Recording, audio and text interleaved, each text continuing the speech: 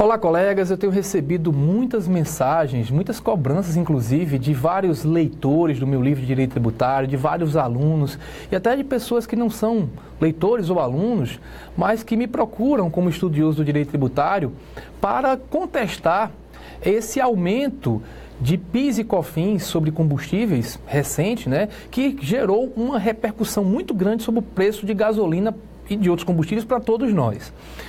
Perguntam se esse aumento não teria que obedecer àquele prazo mínimo de 90 dias que a gente chama em direito tributário de noventena. Olha só, o que está acontecendo é algo gravíssimo que, inclusive, eu já tinha dito há mais de 10 anos, cerca de 16 anos, que poderia vir a acontecer.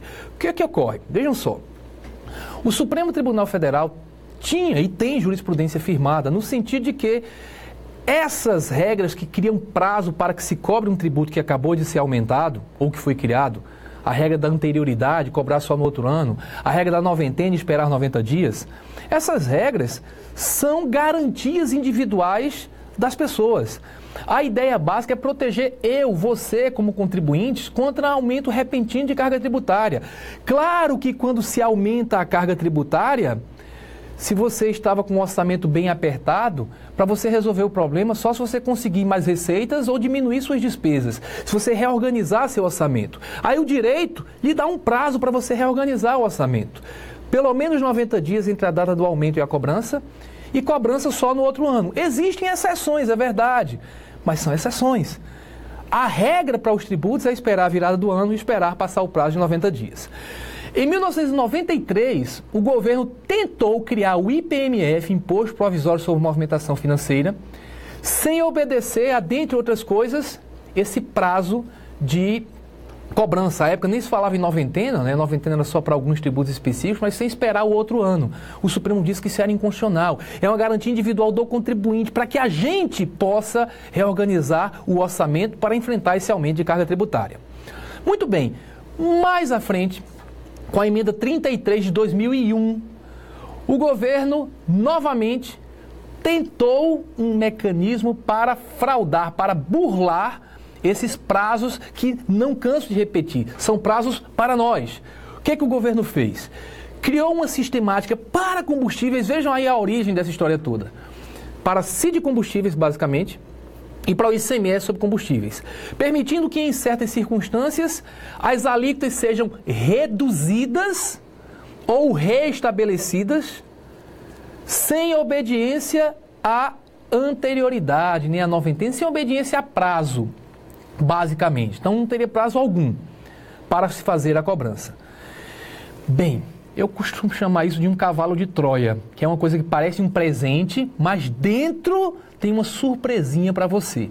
Porque quando você diz, o governo poderá, e colocaram em emenda à Constituição, reduzir.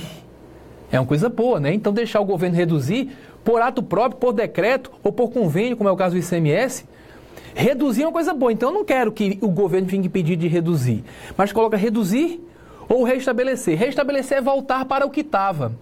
O que estava anteriormente essa redução. Então, se a alíquota estava em 50, aí o governo reduz para 10, que ótimo.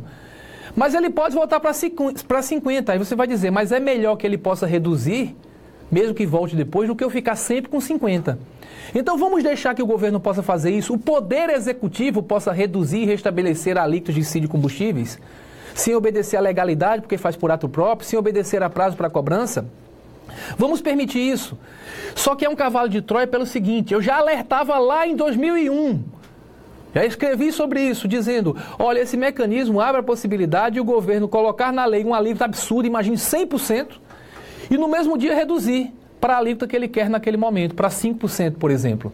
E a partir daí ele ganha liberdade para a qualquer momento subir para qualquer patamar, perto de 100 até, sem ter que obedecer a prazo e fazendo por ato próprio. Isto é um cavalo de Troia. Foi colocado numa emenda, mas eu defendia que era contrário a uma cláusula pétrea. Garantia individual. A Constituição diz que é cláusula pétrea. Não precisa ser garantia individual daquelas do artigo 5º da Constituição. A garantia da anterioridade, a garantia da noventena, são garantias do contribuinte que nos protegem contra coisas como esta. Muito bem. Lá o caso eu já considerei grave, mas foi feito via emenda. Só poderia ser declarado inconstitucional se o Supremo entendesse que a emenda feria uma cláusula pétrea. Estava empacotado como coisa boa, assim como um cavalo de Troia. Empacotado como coisa boa. Pode reduzir e restabelecer, mas eu adverti do perigo. Só que mais à frente o governo fez algo parecido por lei. Aí por lei é complicado, porque a Constituição estipula regras, a gente chama de princípios, mas se for olhar são regras de anterioridade, noventena, só cobra no outro ano, só cobra depois de 90 dias. Então, se a Constituição estipula isso como garantias do contribuinte, ora, só a Constituição pode criar exceções. Como é que você vai admitir que a lei venha criar exceções a regras para as quais a Constituição já disse de maneira estrita quais são as exceções? Exceções, como o próprio nome diz, são excepcionais. Nos outros casos, tem que valorizar a regra. Poderia uma lei criar outra exceção? Bem, não poderia. Mas, novamente, empacotaram como um cavalo de Troia. Na Lei 9.718, que trata de PIS e COFINS, a legislação de PIS e COFINS é uma bagunça geral. Às vezes me parece que é propositadamente bagunçada para possibilitar alguns manejos sem que as pessoas percebam o que está acontecendo. Então, na Lei 9.718, no artigo 5º, parágrafo 4º, tratando de PIS e COFINS, especificamente sobre combustíveis, criou-se um regime especial de apuração e pagamento de PIS, PASEP, COFINS. Regime especial, com cara de benefício fiscal, você pode optar por aquele regime. Colocou-se lá quais seriam as alíquotas específicas de PIS e COFINS sobre combustíveis. E no parágrafo 8º deste mesmo artigo 5º, se colocou que o Poder Executivo poderia estabelecer coeficiente de redução daquelas alíquotas. Olha que coisa boa, olha o cavalo de Troia. O Poder Executivo pode reduzir. Poder Executivo não faz lei, então está autorizando que se faça por meio de ato do Executivo, tipicamente um decreto. Então o Poder Executivo pode reduzir aquelas alíquotas. Só que o finzinho do dispositivo diz que elas podem ser alteradas para mais ou para menos pelo Poder Executivo. É aí a base que está sendo utilizada pelo presidente da República, Michel Temer, para, por ato próprio, um decreto que foi editado recentemente, reduzir essa redução. Ou seja, voltar para o patamar anterior. Percebam, no início colocaram quais eram as alíquotas e que o Poder Executivo poderia estabelecer uma redução, coeficiente de redução. O Poder Executivo jogou lá para baixo.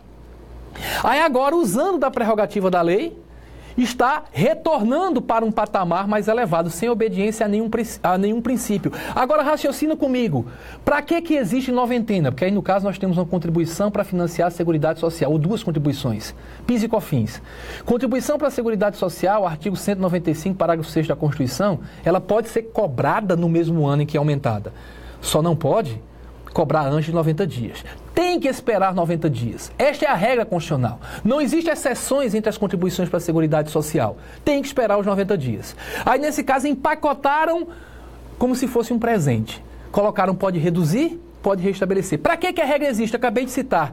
É para nos dar prazo para que nós nos preparemos para enfrentar esse aumento. E o que está acontecendo agora? A população brasileira está inconstitucionalmente sofrendo com uma ausência de prazo para se preparar para pagar esse tributo. Cadê os 90 dias? Alguém vai dizer, olha, tá lá, na realidade isso não é um aumento, é isso que a Fazenda vai alegar. Não é um aumento, é a extinção de uma diminuição. Ora, o que é isso? Extinção de diminuição, redução da diminuição é aumento.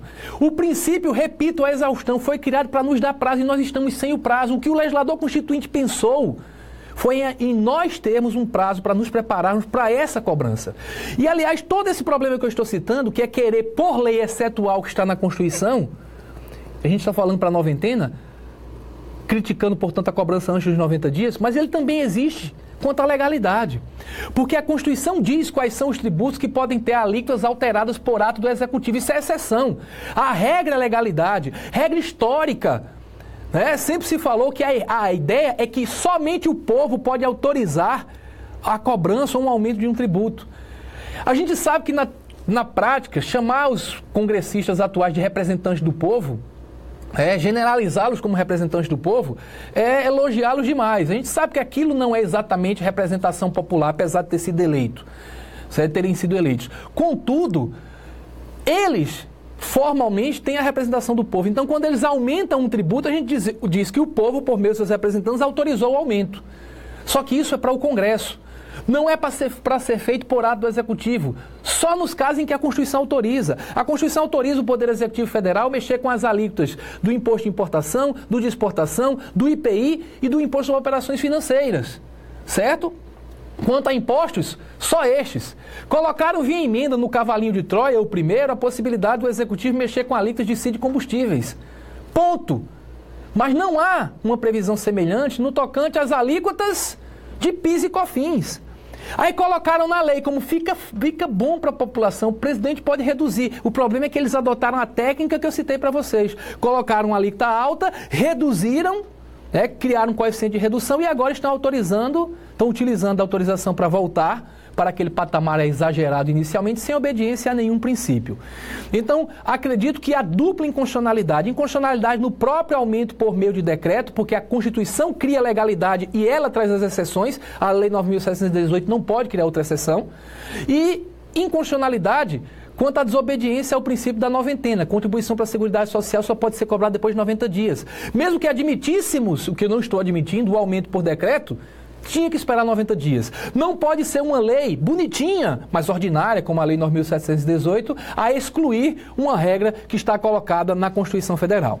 Então, em face de tudo que eu acabei de falar, da minha revolta, e aí não é como autor de direito tributário, não é como professor de milhares de pessoas pelo país, é minha revolta como cidadão, que também estou sujeito a esse aumento, com desrespeito à Constituição Federal que está sendo perpetrado pelo governo atual, que vou formular representação, aí eu sou membro do Ministério Público de Contas do Estado de Pernambuco, mas não tenho atribuições com relação a isso. Trata-se de um tributo federal, portanto vou representar como cidadão brasileiro, tanto a Procuradoria-Geral da República quanto a Ordem, Conselho Federal da OAB, que são instituições que têm poder para propor ações diretas de inconstitucionalidade, para verificar se essas instituições poderão oferecer uma ação direta para nos livrar com efeito erga omnes, com efeito para todo mundo, dessa arbitrariedade que, no meu entender, está sendo cometida contra a Constituição brasileira, contra o povo brasileiro. Então, não tenho dúvidas, espero que a ação venha a ser ajuizada, não tenho legitimidade para propor a DIN, estou provocando quem vai propor,